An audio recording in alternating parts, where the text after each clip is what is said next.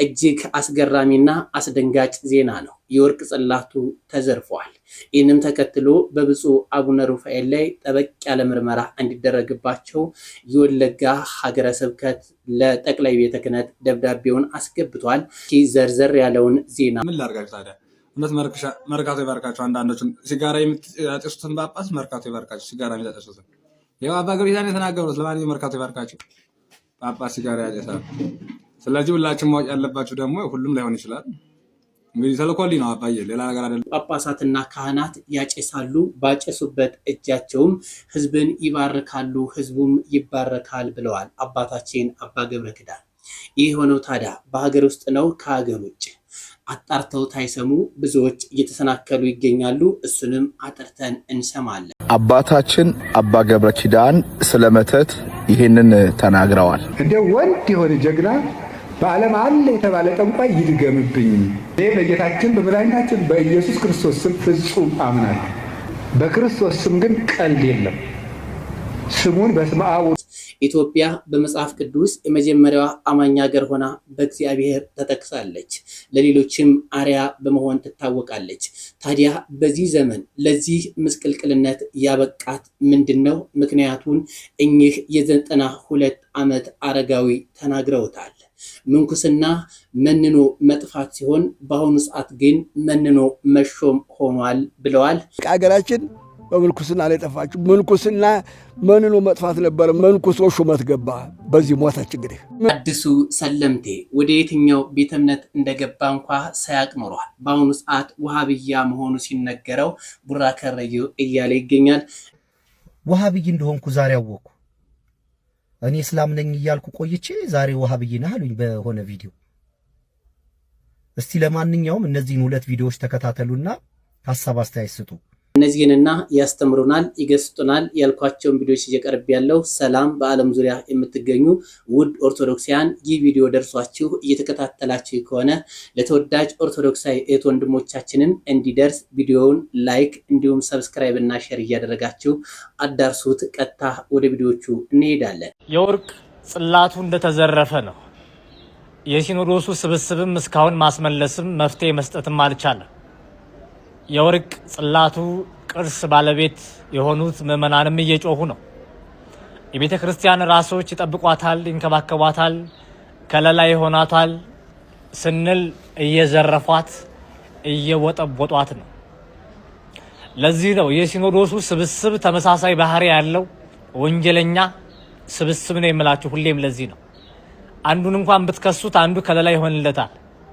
ቤተ ክርስቲያን ግን በእነዚህ ግለሰቦች እየደከመች መንፈሳዊና ስጋዊ አስተዳደሯ በስነ ምግባር፣ በሙስና፣ በዘረኝነት፣ በዝሙት እየደቀቀ ነው። ያልተጠበቀ ጉድ ነው። የወርቅ ጽላቱ የት ገባ? ጳጳሳቱ ለምን ተከሰሱ? ለመንበረ ፓትርያርክ ጠቅላይ ቤተ ክህነት የገባው ደብዳቤ እጃችን ገብቷል። በሀገረ ስብከቱ ዋና ጸሐፊ ወለጋ ሀገረ ስብከት መረጃውን በአጭሩ አቀርባለሁ። ከልዩ ጥበቃ ክፍል ውስጥ የወርቅ ጽላት እንዴት ሊጠፋ ይችላል? የጣት መጠቋቋሙስ በከፍተኛ የቤተ ክርስቲያን አባቶች ላይ ለምን ሆነ? ቤተ ክርስቲያኒቱን እያነጋገረ ያለው የምስራቅ ወለጋው አሳሳቢ ክስተት ብዙዎችን ጉድ አሰኝቷል። በምስራቅ ወለጋ ሀገረ ስብከት ለረጅም ጊዜ በከፍተኛ ጥንቃቄ በልዩ ክፍል ውስጥ ሲጠበቅ የነበረ የወርቅ ጽላት ድንገት የውሃ ሽታ ሆኗል። ሀገረ ስብከቱ ለፓትርያርኩ ጽሕፈት ቤት በላከው ደብዳቤ መሰረት ጽላቱ በተደረገ ድንገተኛ ፍተሻ ሊገኝ አልቻለም። ነገር ግን ከሁሉ በላይ የሚያስገርመውና ነገሩን አሳሳቢ የሚያደርገው ሀገረ ስብከቱ የወሰደው እርምጃ ነው። ሀገረ ስብከቱ ለጠቅላይ ቤተ ክህነት በላከው ይፋዊ ደብዳቤ ላይ እንደተመለከትነው ብፁዕ አቡነ ሩፋኤል ስም ጠቅሶ አፋጣኝ ምርመራ እንዲደረግ ጠይቋል። አቡነ ሩፋኤል የልዩ ክፍሉን ቁልፍ ከብፁዕ አቡነ ኤልያስ ስለመረከባቸው በቂ የሰው ምስክር ስላለ ንብረቱ ርቆ ሳይሄድ ቀርበው ይጠየቅልን በማለት አጥብቆ ሞግቷል። በሀገረ ስብከቱ ዋና ጸሐፊ የተጻፈው ደብዳቤ በአንድ ሀገረ ስብከት ጽሕፈት ቤትና በከፍተኛ የሲኖዶስ አባላት መካከል እንዲህ አይነት ግልጽ ክስ መነሳቱ በአካባቢው ምዕመናን ዘንድ ከፍተኛ ቁጣንና መደናገርን ፈጥሯል። ይሁን እንጂ የጠቅላይ ቤተ ክህነቱ የምርመራ ሂደት መጓተትና ዝምታ ነገሩን ይበልጥ ምስጢራዊ አድርጎታል። እናንተስ በዚህ ጉዳይ ላይ ምን ታስባላችሁ? ይህ ደብዳቤ በተጠናቀው የቅዱስ ሲኖዶስ ስብሰባ ላይ ተነስቶ ነበረ። በወርቅ ጽላቱ ምስጢርና በጳጳሳቱ ላይ በተነሳው ክስ ዙሪያም የእናንተን አስተያየት እንጠብቃለን። ጉዳዩን የተከታተለው ለእናንተ እናደርሳለን። በአሁኑ ሰዓት አንዳንድ የቤተ ክህነት አባቶች በሚፈጽሙት ከክህነት የወጣ ድርጊት ለሀገርም እየተረፈ ይገኛል ብለዋል የ92 ዓመቱ አረጋዊ። ይህንም ተከትሎ ታዲያ ምንኩስና መንኖ መጥፋት ሲሆን በአሁኑ ሰዓት ምንኩሶ መሾም ሆኗል ያሉት አባት እጅግ ለሀገር ጠቃሚ የሆነውን መልእክት አስተላልፈዋል። እንከታተላቸው። ታበጽዶ አበግዚያት ተብሎ የተነገረላት ዳዊት ብቻ አይደለም ነቢያት ሁሉ የተናገሩላት ናት። መጀመሪያ ዓለም ስትፈጠር ኢትዮጵያ ተብላ የተጠራችው በምን አገኘሁት? መጽሐፍ ቅዱስ ኦሪት ዘፍጥረት ምዕራፍ 2 ላይ 13 ቁጥር ላይ የማንም ስም ሳይጠራ ኢትዮጵያ አባይ ነው የተጠራው። አባይ ተሷ ተነስቶ ዓለምን ሲያረካ መኖሩ ውለታዋ ሳይታወቅለት እንደዚህ ያለችው ሀገር እነ ተክለ ሃይማኖትን የወለደች እነ አቡነ ሀብተ ማርያምን የወለደች እነ ያሬድን የወለደች እነ አባ ጊዮርጊስ ዘጋስጫን የወለደች ኢትዮጵያ ተመሳሳይ አገር የሌላት ተዋሕዶ ሃይማኖትን አጥብቃ ጠብቃ የኖረች ውሸት የማይታወቅባት እውነት የተለገለባት ትልቅ አገራችን በምንኩስና ላይ ጠፋችሁ። ምንኩስና መንኖ መጥፋት ነበር። መንኩሶ ሹመት ገባ። በዚህ ሞታች። እንግዲህ መነኮሰው ለሹመት ሆነ። የመነኩሴ ስራ ሌላ፣ የሥጋዊ ሰው ነው ሹመት የሚፈልግ። መነኩሴ የተባለ ከእህል ተከልክሎ እግዚአብሔርን እያመሰገነ ይህ ቀርቶ አሁን ምንኩስና በዛ። ምንኩስና ለሥጋ ሆነ። ከዚህ ላይ የኢትዮጵያ ክብር ተቀነሰ። ኢትዮጵያ የነ ተክለ ሃይማኖት ናት፣ የነ ያሬድና አባ ጊዮርጊስ ናት፣ የነ ኢየሱስ ሞዐ ናት፣ የሰንቶ ቅዱሳን እናት ኢትዮጵያ ዛሬ ልጆቿ ለወጡት ስራውን። ዋልባ የበቁ መነኩሴ ነበሩ አሉ። እሺ እዚያ ዘጉበት ምግባቸው ሲሄድላቸው ቆዋቸውን ሁሉ ቀርበው በቆዋቸው ይቀበላሉ አሉ። እሺ ተው እንጂ አባበት ይቀበሉት። አይ ልጆች የሚበሉበት ይሄ ነው፣ ወደፊት ያለ መነኮሴ መብያው ይሄ ነው ይሉ ነበር አሉ።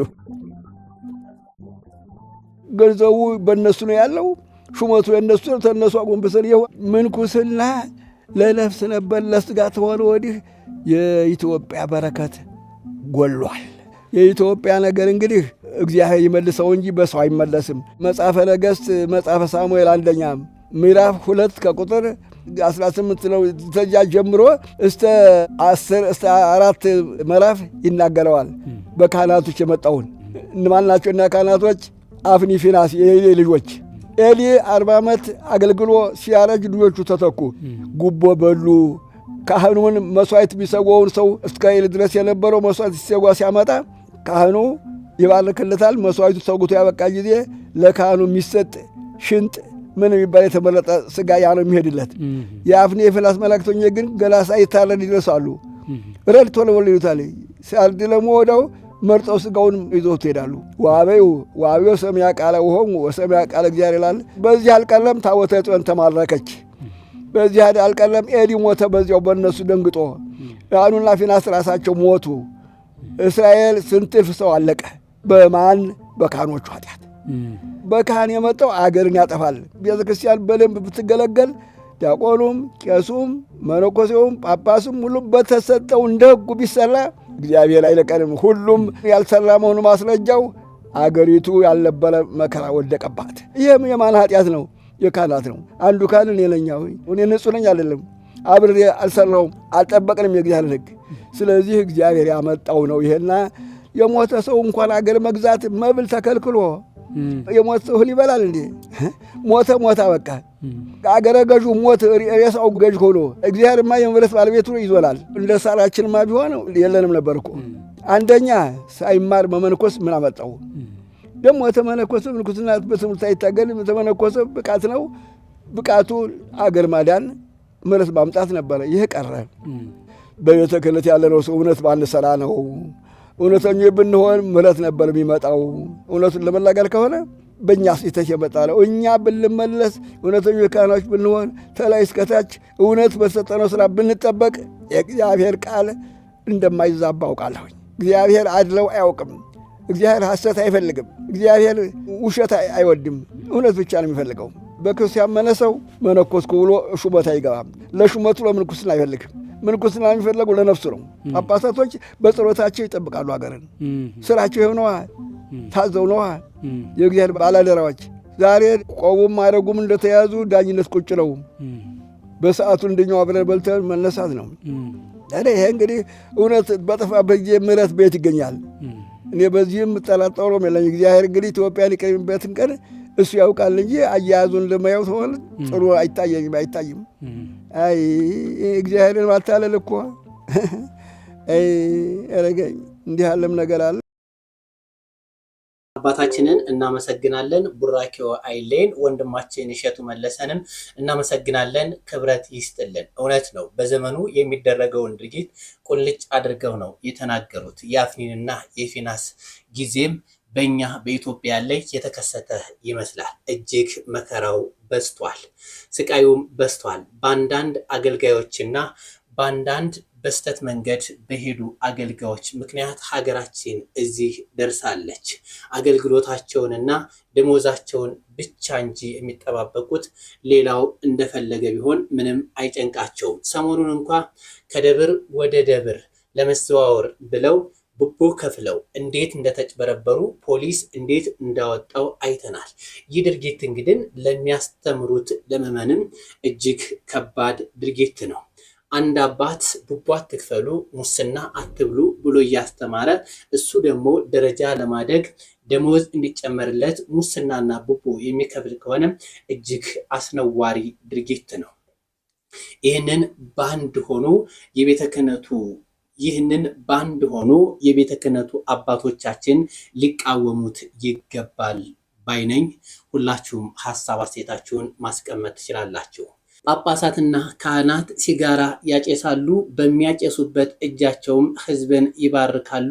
ይህንን በዓይኔ በብረቱ አይቻለሁ ብለዋል አባታችን አባ ገብረ ኪዳን። እኛ ሀገር ግን እግዚአብሔር ይመስገን ይህንን ብናደርግ ትገሉናላችሁ የሚልን መልእክት አስተላልፈዋል። ይህንን መልእክት በተዛባ ወስደው ግን የሚያሰራጩ አሉ። ሁላችንም እስከ መጨረሻው እንከታተል። አሁን የኢትዮጵያ ካህናት ይህን ብታየው አትሰቅሉንም? መሀል ከተማ ላይ ጳጳስ ሲያጨስ ነው አይቻለሁ። ጳጳስ እያጨሰ ምን ትላላችሁ? እስቲ አሁን ጳጳሱ ሲጋራ እያጨው ቡል እኔ ጳጳሳት ያጭሱ የሚል አዋጅ አልናገሩም፣ እነሱም አይሰሙኝም ብል ራሱ እሱም አይሰሙም። የእኛ ጳጳሳት እኔ አያደርጉም፣ አይሰሙም። ግን ማለት የፈለግኩት ሲጋራውን ቡል እያደረገ መጥተው እጁን ሳም አድርገው ትሄዳሉ ምዕመናን። እኔ በዓይኔ እኮ ነው ያየሁት። ትናንት ራሱ አይቻለሁ። ዛሬ ጠዋት ነው የገባሁት። እነሱ እንደዛ ነው የሚያደርጉት። እግዚአብሔር ጋር እንጂ ሰው ነውር ላይ አይደለም የሚንጠለጠሉት። ጉልበታችን መምጣት ያለበት ወደ እግዚአብሔር ነው። እንድንጠቀም መጠጊያ ማድረግ ያለብን እግዚአብሔርን ነው። የዘመን ጉዳይ እንጂ ማንም ሰው ከእግዚአብሔር ተለይቶ የተጠጋበት አምባ ሁሉ አይረባውም፣ አይጠቅመውም። ከእግዚአብሔር የተጠጋ ግን ይኸው ኤልዛቤልን ታውቋታላችሁ አይደለም? ናቡቴን እንደዚህ አድርጋ አስገድላ፣ እሷ ግን በግንብ የተሰራ ምርጥ ቤት በዘመኑ ድንጋይ ተወርሮ የማይፈነቅለው ቤት በሙሉ ሰርታ፣ ሰረገላ የማይገባበት ቤት ፈርሳ፣ በጦር የማይወጋ ቤት ሰርታ፣ ይገርማችኋል፣ ገለው አውጥተው በመስኮት ነው እንደውም ጎትተው የጣሏት። ደሟንም ውሻ ነው የላሰው። መጽሐፍ ቅዱስ ይናገራል። የሚያድን አምባ እግዚአብሔር ነው። የሀብት አምባም አያድንም፣ የዘመድ አምባም አያድንም፣ የጦር የሰረገላ አምባም አያድንም። አንድ ሰው ብዙ ቀን ክፉ ነገር አልደረሰበትም ማለት መጨረሻው ያምራል ማለት አይደለም። ጽዋው ሞልቶ እስኪፈስ እግዚአብሔር ሊታገስ ይችላል። ትዕግስቱን የፈጸመለትና ሰው በቸርነቱ መጠቅመጥ ያቃተው ዕለት ግን የፍርዱን ጽዋ ይቀዳዋል። የሚያድን አምባ እግዚአብሔር አምባዬ ነው፣ ተጠግቼ የማርፍበት። የሚያድን አምባዬ እግዚአብሔር። ዘመድም ስልጣንም ወገንም የጓደኛ ብዛትም መሳሪያም አያድንም። የሚያድነው እግዚአብሔር። አባታችን አባ ገብረ ኪዳንን እናመሰግናለን። እምነታቸው እጅግ ጠንካራ ነው። የሰናፍጭ ቅንጣት ታክል እንኳ ጥርጣሬ በእምነታቸው እንደሌለ ያሳውቃሉ። እስኪ ደጋሚዎችና መተት አድራጊዎች እኔ ላይ አድርጉብኝ፣ በእግዚአብሔር ስለማምን ነው የምላችሁ፣ ምንም የሚሆንብኝ ነገር የለም ይሉናል። የእሳቸውን እምነትና የእሳቸውን ጥንካሬ በሁላችንም ላይ ያሳድርብን። እስኪ የተናገሩትን እንስማ። በዓለም አለ የተባለ ጠንቋይ ይድገምብኝ። እኔ በጌታችን በመድኃኒታችን በኢየሱስ ክርስቶስ ስም ፍጹም አምናለሁ። በክርስቶስ ስም ግን ቀልድ የለም። ስሙን በስመ አብ ወወልድ ወመንፈስ ቅዱስ በጠራሁት ጊዜ ውዬ ባድር አንዳች እንደማይዞረኝ አምናለሁ። እናቱ ድንግል ማርያም ለእኔ መጠጊያዬ ናት። በእናትነቱ ይሄ የሚያሳየው የእሳቸውን በእግዚአብሔር ላይ ያላቸውን ጽኑ እምነት እንዲሁም ደግሞ በእናታችን በቅድስት ድንግል ማርያም ያላቸውን ጽኑ እምነት ነው የሚያሳየው። በእርግጥ አንድ ክርስቲያን ሊሆን የሚገባው እንደዚህ ነው። ደፋር ነው መሆን ያለበት፣ መፍራት የለበት። አብዛኞቻችን ግን የእሳቸው አይነት እምነት ወይም ጥበብ የለንም። በጣም እንፈራለን። እሳቸው እምነታቸው ዝም ብሎ የመጣ አይደለም። እንደምታዩት የዓለምን ደስታ ትተው ለእግዚአብሔር ለኢየሱስ ክርስቶስ የሚኖሩ አባት ናቸው። በእርግጥ ከሁላችንም የተሻለ መንፈሳዊ ጥበብ ዕውቀት አላቸው።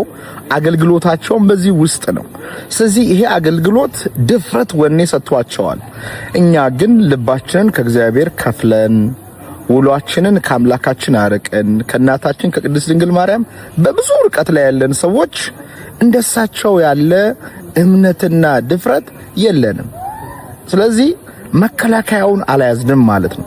ለዛ ነው ተራ ትንሽ የሆነ ጠንቋይ የሚጫወትብን በድግምቱ እንደፈለገው የሚያዞረን በውስጣችን ያለው የእግዚአብሔር ኃይልን ስላልያዝን እምነታችን በሱ ስላልጸና ነውና ጠንቋዮቹን ድግምቶቻቸውን ትተን መከላከያ የሆነው ኢየሱስ ክርስቶስና እናቱ ድንግል ማርያም ላይ መጣበቅ መቻል አለብን። ያን ጊዜ ደፍረን እንደሳቸው ማውራት እንችላለን። በረከታቸው ይደ አባታችንን እናመሰግናለን። ቡራኪያቸው አይለይን፣ ቃለ ሕይወት ያሰማልን። ሰለምቴው አዲሱ ሰለምቴ የት እንደገባ እንኳ አላወቀውም። ታዲያ በእፎይ ትምህርት አማካኝነት በአሁኑ ሰዓት በወሃብያ ውስጥ እንዳለ ሲነገረው እንደዚህ ብሏል። እስኪ እንከታተል። ወሃብይ እንደሆንኩ ዛሬ አወቅኩ።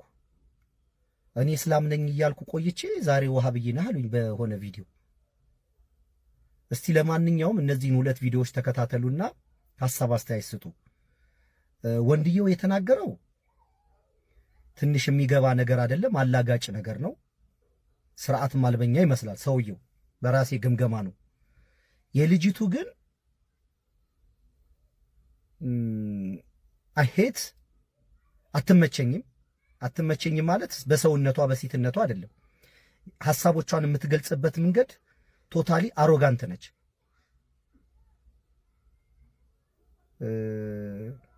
በጣም ትዕቢት በተሞላበት መንገድ ሰው ንቃ ነው ሐሳቧን የምትገልጸው። አንድ በሁሱ ቪዲዮ ላይ አለ እንደዚህ ተዘቅዘቅ ምናምን ብላ ሐሳቡን የገለጸችበትና ትንሽ እንደዚህ አይነት ጋጥ ወጥ ሴት አልወድም፣ እኔ በባህሪዬ አልወድም። ግን በዚህ ላይ ያስተላለፈችው መልእክት ግን ወድጄዋለሁኝ። የወደድኩት ምንድነው በሙስሊሞች መካከል እንደዚህ በስነ ስርዓት ተለያይተው ለውይይት ስትጠራ እችን ልጅ ስሰማ የመጀመሪያ ጊዜ ነው። ለዚህ ነው ከዚህ በፊት ያልኳችሁ የነ ሁሱና የእፎይ ውይይት እንደዚህ አይነት ነገሮችን ያመጣል። ውጤታማ እንሆናለን ማለት ነው። ውይይት የጠራችበትን መንገድ ተወያዩ እስቲ ደግሞ በዚህም ጉዳይ አልገባኝም። የነሱን በምን ጎራ እንዳለች የነሱን አመለካከትና ሐሳብ አጠናለሁኝ። አሁን ዛሬ ሰማሁ፣ በደንብ ጠይቃለሁኝ።